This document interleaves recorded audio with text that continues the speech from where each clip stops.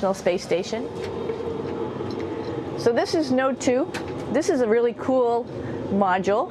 Of course, most of these modules you'll see they have 4 sides and they're put together. That way we could sort of work on a flat plane, either a wall, a floor, another wall, or the ceiling. But you know, again, all you have to do is turn yourself and your reference changes.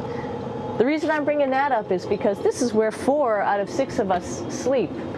And so people always ask about sleeping in space. Do you lie down? Are you in a bed?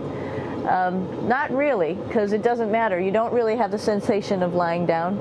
You just sit in your sleeping bag. So here's one sleep station right here. I'm going in right now. You can follow me if you want.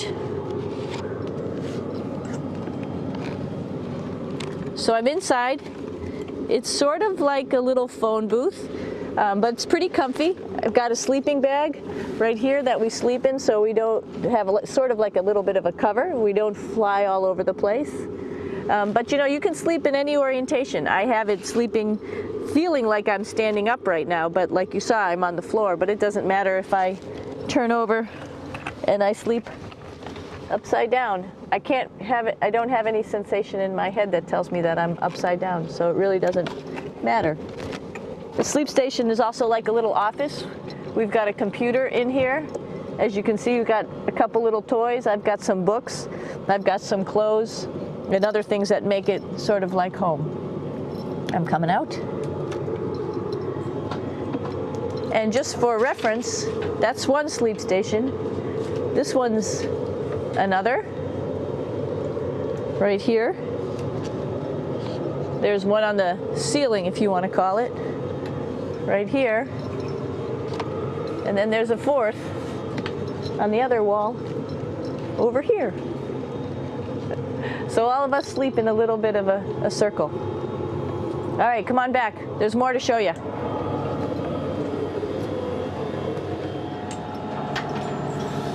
I know that there's some questions about how to use the bathroom and how do you actually live in space like normal, like at home. I mentioned real quickly about getting up in the morning and brushing your teeth and washing your face. Well, how do you do that? Well, here is the bathroom essentially. You get up in the morning and we have a little kit and it has all the essential things that you need, like your toothbrush and toothpaste and brush. See how See how much better the brush makes my hair look? I'm just joking. It still stands up straight. It doesn't matter where you are. It's always going to stand up straight while you're up in space. A lot of people ask about toothbrush and toothpaste. So, luckily enough, toothpaste, you can do it upside right this way, is sticky, and so it sticks to your toothbrush. No problem. Another cool thing is that water sticks to your toothbrush too. If you can see it, I'll have some water come out. The water is pretty neat up in space. It'll stick to your toothbrush and it will make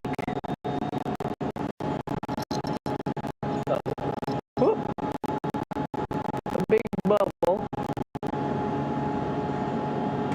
and that's just by surface tension. And then you can drink it. So a lot of people ask about what do you do with the toothpaste after you brush your teeth.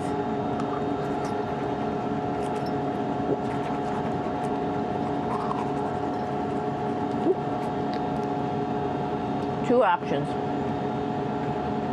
Swallow it, and it's sort of like mouthwash, but it tastes a little gross. Or you can just spit it out in a paper towel, and then you don't have to worry about it. Swallowing thing I wouldn't recommend at home. I'm only up here for 4 months, so it's not that bad. One of the most pressing questions about living in space, of course, is the bathroom. So let's take a look at that little piece of work. Come on in.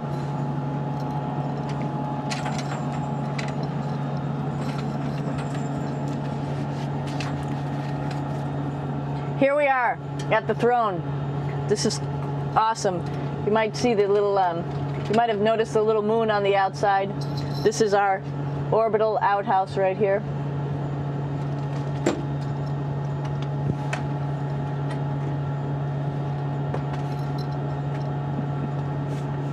And of course, it serves for two functions.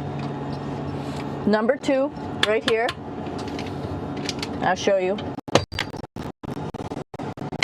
But you see it's pretty small, so you have to have pretty good aim, and you be ready to make sure things get let go the right direction. And it smells a little bit, so I'm closing it up. And that's, of course, for number 2. And this guy right here is for number 1. So they're sort of two slightly separate functions, but you can do hanging on right here and doing number 1 and number 2. I might add it's color coded, so you really don't get it mixed up, which is nice. This is yellows for number 1. And also there's a selection of paper. People always ask about toilet paper. What do you do with toilet paper? What kind of toilet paper do you have? We have gloves, just because sometimes it does get messy. We have some Russian wipes, which are a little bit coarse if you like the coarse type of toilet paper. We have some nice tissues, which are nice and soft if you like soft toilet paper. We have Huggies, just for any cleanup. You know, we were all babies once, and this sort of helps. And then if things get really out of control, we have disinfectant wipes, just to make sure we clean up here. Because, you know, just like the water I showed you, the number 1 stuff can sort of go all over the place if you don't aim correctly. And did I mention both of these have a little bit of suction, so they should keep things going in the right direction.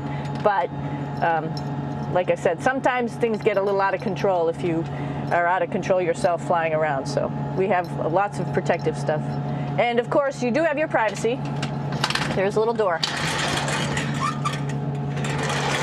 so other people know that you're in there. Here's a pretty cool place. This is sort of like in your house where everybody meets in the morning. After you wash your face, brush your teeth, you want to find something for breakfast. And this is our kitchen. You might notice there's all sorts of foods here. It's like opening the refrigerator. You got all your different stuff that you want to have: drinks, meats, eggs, vegetables, cereals, bread, snacks. And that's a good place. That's where you find all the candy. side dishes, and then some little power bars just in case. So we have all this type of food. Some of it is dehydrated, and so we have to hydrate it, fill it up with water. Some of it is all ready made, and then all we have to do.